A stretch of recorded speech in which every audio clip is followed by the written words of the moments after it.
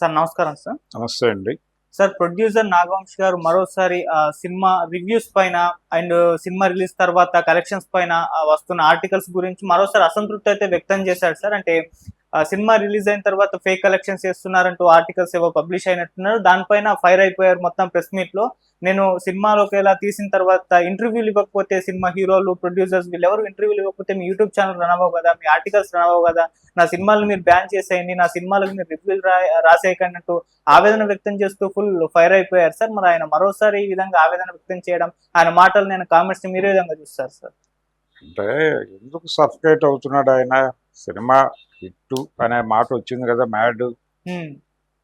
Mad square అంటే Tillu square లాగా ఇది ఆ రేంజ్ హిట్ అవుతుంది అని చెప్పాడు ఆయన ముందే.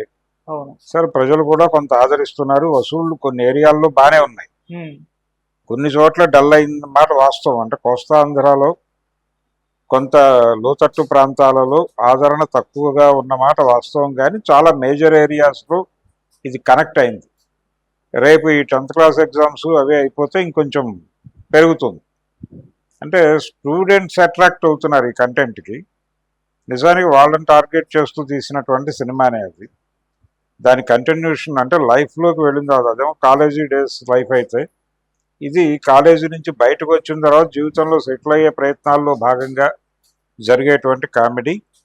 జీవితాల్లో సెటిల్ అయిపోయిన తర్వాత జరిగే కామెడీ ఏమిటనేది మళ్ళీ ఇంకో సినిమా తీయొచ్చు. దీనికి ఆ స్కోప్ ఉంది, సబ్జెక్ట్కి అలా లాగటానికి ఒక సమర్థత ఉంది. ఈ మ్యాట్ సిరీస్ కొనసాగించవచ్చు ఇదే క్యారెక్టర్లతో. ఈ లడ్డు వివాహము అనేది ప్రాతిపదికగా తీసుకుని ఈ కథను అల్లారు. నిజానికి ఆడియన్స్ ఎంజాయ్ అవుతున్నారు థియేటర్లో. ఈ సింగిల్ లైనర్స్ కావచ్చు, పంచ్ డైలాగ్స్ కావచ్చు, ఇవన్నీ కనెక్ట్ అవుతున్నాయి. జనం చూస్తున్నారు, ఎంజాయ్ చేస్తున్నారు, ఫ్యామిలీస్ వస్తున్నారు. నిజానికి దీనిలో కొంచెం శృతి మించి వెళ్ళిన సందర్భాలు కూడా కనిపించినాయి. ఒక డైలాగ్ కొంచెం ఓవర్ డైలాగ్గా అనిపించింది, అయినప్పటికీ ఎవరు పెద్ద పట్టించుకోవటం లేదు. రివ్యూస్ కూడా పెద్ద నెగిటివ్ రివ్యూస్ ఏం లేవు ఈ సినిమాకి. కాకపోతే అంత ఫన్ జనరేట్ చేయలేదు అని ఒకళ్ళిద్దరు అభిప్రాయపడిన మాట వాస్తవమే. అంటే ఆ ఇమేజ్ మీద నడిపించాలనుకుని ఆ పరిధిలో కథ రాసుకున్నారు అని కూడా కొంతమంది రివ్యూవర్స్ అభిప్రాయపడ్డారు. అంటే అది రివ్యూ అనేది ఒకే పద్ధతిలో ఉండాలని ఏం లేదు. ఎవరికి దోచింది వారు రాస్తారు, వారికి అనిపించింది అది వారికి అనిపించింది అనుకోవాలి. హిట్ సినిమాలకు పాజిటివ్ రివ్యూస్ వచ్చి రివ్యూస్తో హిట్ అయిపోయిన సినిమాలు ఏవీ లేవు చరిత్రలో. వారన్నట్టుగానే అనేక హిట్ సినిమాలకి నెగిటివ్ రివ్యూస్ వచ్చిన మాట చరిత్రలో ఉంది. ఇంక్లూడింగ్ అప్పు చేసి పప్పుకూడు అనే సినిమాకి కూడా ఆంధ్రపత్రికలో నెగిటివ్ రివ్యూనే పడింది. ఆ సినిమా హిట్ అయింది కదా, ఎల్వి ప్రసాద్ గారిది. నెగిటివ్ రివ్యూ రాసింది కూడా ఎవరో కాదు, ముళ్ళపూడి వెంకటరమణ గారే. తర్వాత వారు సినిమాలు తీశారు, వారి సినిమాల మీద కూడా 100 నెగిటివ్ రివ్యూస్ వచ్చినాయి. త్యాగయ్య అనే సినిమా మీద వచ్చినన్ని నెగిటివ్ రివ్యూసే ఏ సినిమా మీద రాలేదు. ఏది సోమయాజులతో వారు చేసిన త్యాగయ్య మీద. శంకరాభరణం అనే విశ్వనాథ్ గారు తీసిన క్లాసిక్ సినిమా మీద కూడా నెగిటివ్ రివ్యూస్ అసంఖ్యాకంగా ఉన్నాయి, ఇప్పటికీ ఉన్నాయి. కావాలంటే ఆయనకు పంపిస్తాం. ఆ సినిమా హిట్ అయిపోయింది కదా. హిట్ అయిన సినిమాల మీద నెగిటివ్ రివ్యూస్ రావడం కొత్త ఏం కాదు. అక్కినేని నాగేశ్వరరావు గారి ప్రేమాభిషేకం సినిమా మీద కూడా 100 నెగిటివ్ రివ్యూస్ ఉన్నాయి. ఆయన రాఘవేంద్రరావు గారి డైరెక్షన్లో అంతకుముందు వచ్చినటువంటి మమతల కోవిల అనే నవల ప్రేరణతో తీసిన జ్యోతి అనే సినిమా లైన్నే తీసుకొచ్చి ఇక్కడ క్యారెక్టర్లు మార్చి అడాప్ట్ చేశాడు దాసనారాయణరావు అని రివ్యూలు రాసిన వాళ్ళు కూడా ఉన్నారు. మరి ఆ సినిమా విజయాన్ని అవేవి ఆపలేదు కదా ఆ రోజున. అలాగే ఈయన చెప్తున్నటువంటి వసూళ్ల గురించి రోజువారీ రిపోర్ట్ ఇవ్వటం అనేది అది జరుగుతూనే ఉంది, కొత్త ఏం కాదు. అన్ని సినిమాలకి జరుగుతుంది. ఏ రోజు వసూళ్ళు ఎంత అనేది రాస్తూనే ఉన్నారుగా మొదటి నుంచి. ఈ రోజు కొత్త ఏం కాదు, అది నాగయ్య గారి కాలం నుంచి రాస్తున్నదే, అది కొత్త ఏం కాదు. ఈ రోజున నాగవంశీ గారి కోసమే రాయట్లేదు ఎవరు. మీరు ఇంటర్వ్యూలు ఇవ్వకపోతే యూట్యూబ్ ఛానల్స్ బతకవు అన్నప్పుడు మీరు మానేయండి. మేము ఇంటర్వ్యూలు ఇవ్వము అని మీరు నిర్ణయం తీసుకున్న తర్వాత మీ ఇంటికి వచ్చి ఎవడు బతిమాలడు కదా ఇంటర్వ్యూలు ఇవ్వండి మహాప్రభు అని. మీరు ఇంటర్వ్యూలు ఇవ్వకపోవడం అనేది మీ పర్సనల్ ఒపీనియన్, మీరు ఆపేసుకోండి, నో ప్రాబ్లం. కానీ అవతల వాళ్ళని అభిప్రాయాలు చెప్పొద్దు అనే రైట్ మీకు లేదు. అవతల వాళ్ళ అభిప్రాయాలు వాళ్ళు వ్యక్తం చేస్తారు, దాన్ని ఫేస్ చేయాలి. మీరు ఫేస్ చేస్తానని చెప్తున్నాడు ఆయన. నేను రివ్యూస్ని ఫేస్ చేస్తున్నాను కదా, గతంలో ఏదో అన్నాను కానీ day to day post mortem ఏమిటి అన్నాడు ఆయన. Day to day post mortem కూడా ఎంజాయ్ చేయండి మీరు. అందులో ఏదైనా తప్పులు జరిగితే మళ్ళీ చెప్పి తిట్టండి. మీరు ఏం మాట్లాడుతున్నారు మీరు, ఇక్కడ 500 కోట్లు వస్తే మీరు 100 కోట్లు కూడా రాలేదని ఎలా రాస్తారని అని తిట్టండి. అది ప్రచారమే కదా మీకు. ఆ ప్రచార కార్యక్రమంలో నిమగ్నమై వీటన్నిటినీ వాడేసుకోండి. మీరు ఎవరి సినిమాలకు పాజిటివ్ రివ్యూస్ ఉన్నాయి, కృష్ణ గారి సినిమాలకి నెగిటివ్ రివ్యూసే కదా అన్ని సినిమాలకి.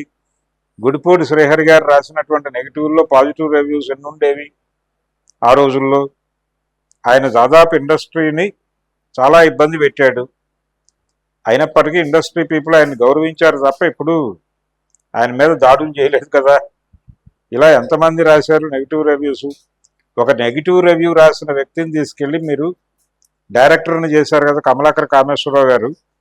హెచ్ఎం రెడ్డి గారు తీసినటువంటి ద్రౌపది మానవ సంరక్షణం అనే సినిమా మీద ఆయన రాసిన నెగిటివ్ రివ్యూ చూసి ఆయన మెడ్రాస్ పిలిపించి, నా దగ్గర ఉండుగురు, నేను రాసిన కథలను కొంచెం రివ్యూ చేయి, దాన్ని బట్టి ఏదైనా కరెక్షన్ చేసుకుంటానని తీసుకెళ్ళి అక్కడ పెట్టుకున్నాడు కదా. ఆ ఊపులో ఆయన డైరెక్టర్ అయ్యాడు కదా. కాబట్టి రివ్యూ అనేది ఒపీనియన్, తన ఒపీనియన్. ఇప్పుడు రెండోది ఆయన మర్చిపోతున్న విషయం ఏంటంటే, ఈ రివ్యూస్ చెప్పడం అనేది, గతంలో రివ్యూవర్స్ అని ఒక ప్రత్యేకమైన సెక్షన్ ఉండేది, వాళ్ళు సమీక్షలు రాసేవాళ్ళు.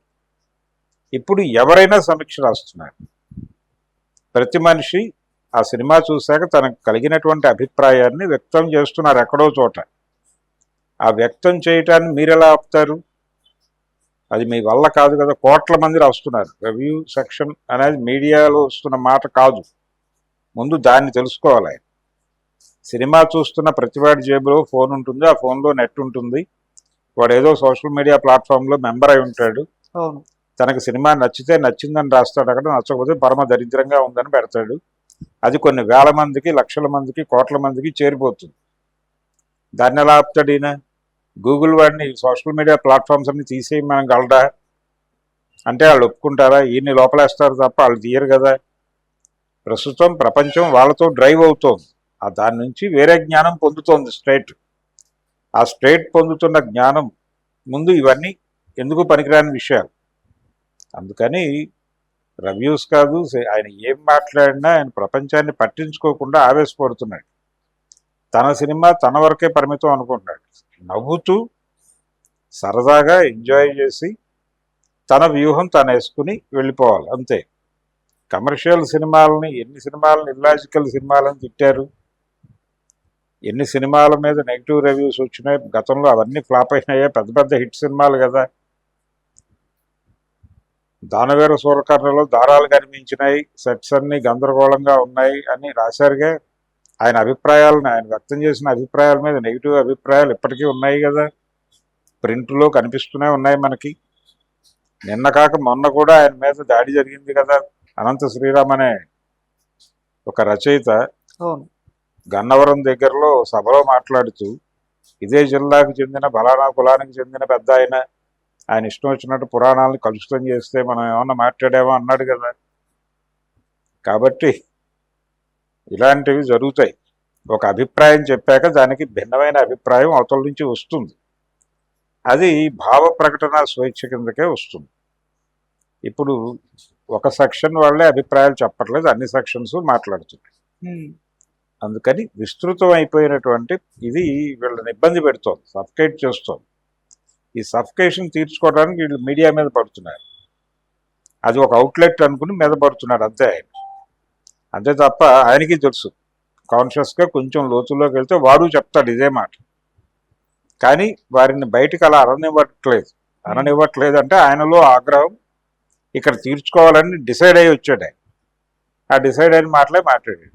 అతని మాటలకి ఎవరు పట్టించుకోరు. మీరు ఇంటర్వ్యూలు ఇవ్వకపోతే మానేయండి, ఎవరు మీ దగ్గరకు వచ్చి దేబరించరు కదా. కానీ మీ సినిమాల గురించి మాట్లాడుకుంటారు, దాన్ని మీరు ఆపే రైట్ లేదు మీకు. వాళ్ళు రివ్యూవర్స్ని మేనేజ్ చేయొచ్చు మీరు. రివ్యూవర్స్ కాదు, రివ్యూవర్స్ లేరు ఇప్పుడు. వేరే ప్రపంచం ఉంది. ఆడియన్స్ నేరుగా ప్రతి ప్రేక్షకుడు సమీక్షకుడే. ఆ ప్రతి ప్రేక్షకుడు సమీక్షకుడు అన్నప్పుడు ప్రేక్షకులను జడుతున్నారు, మీరు సమీక్షకులను జడుతున్నాం అనుకుని వాళ్ళందరూ హర్ట్ అవుతారు. వాళ్ళు హర్ట్ అయితే మీ సినిమాలు చూడరు. అందుకని ఓపెన్ ఏరియాలో ఇలా అనవసర ఆవేశాలకు గురి కాకుండా నాలిక చేత్తో పట్టుకుని మాట్లాడటం పద్ధతిగా ఉంటుంది. మనం మార్కెట్ ఎకానమీలో బతుకుతున్నాం.